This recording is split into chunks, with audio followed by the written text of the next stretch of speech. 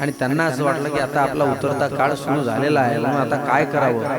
तर माझा मुलगा राम मोठा आहे, ज्येष्ठ आहे, त्याला आपण हे राज्य सोपवू, त्याचा राज्याभिषेक.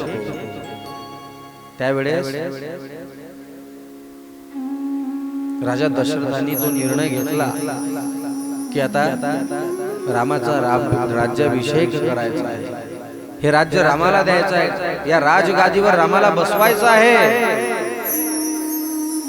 सर्व तयारी झाली. दुसऱ्या दिवशी प्रभू रामचंद्र त्या राजगादीवर बसणार. त्याच रात्री कैकईचे राजा दशरथाकडे 2 वर होते. ते 2 वर कशाचे होते हे माहित आहे का तुम्हाला? 2 वर कशाचे होते ते? राजा दशरथावर कसे काय ते वर होते 2 तिचे कैकई मातेचे? ज्या वेळेस इंद्रांचं आणि राक्षसांचं युद्ध झालं,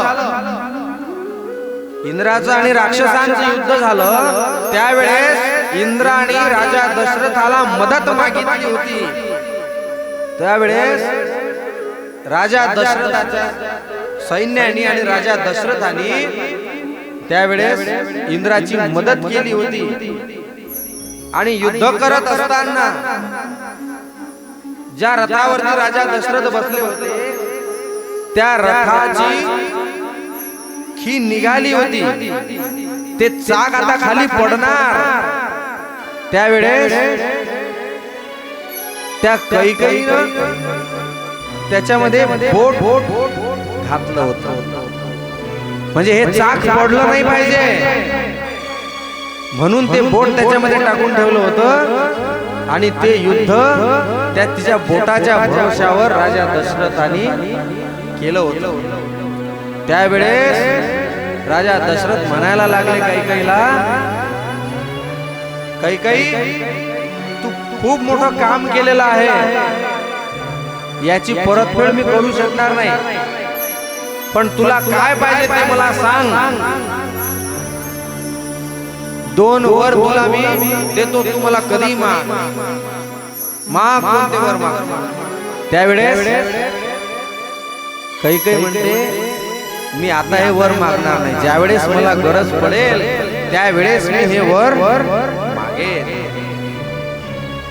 ती वेळ आता आली. कैकईचा मुलगा कोण? भरत. त्यावेळेस ती कैकई राजा दशरथाला म्हणते माझे तुमच्याकडे 2 वर आहे, ते मला आज द्या, मी मागते आहे, माग. त्यावेळेस ती कैकई म्हणायला लागली रामाला वनवास आणि भरताला गादी. रामाला वनवास आणि भरताला गादी हे वर ज्यावेळेस मागितले त्यावेळेस राजा दशरथाने डोक्यावर हात ठेवले आणि राजा दशरथ खाली कोसळले. त्यांना एकदम मूर्छा आली. असा कसा वर मागितलाय कैकईने? माझ्या रामाचा उद्या राज्याभिषेक होणार आणि तिने वर मागितला की रामाला वनवास आणि भरताला गादी. हा वर मला कसा द्यावा? पण रघुकुल रीति सदा चली आई, प्राण जाई पर बचन न जाई. रघुकुल रीति सदा चली आई,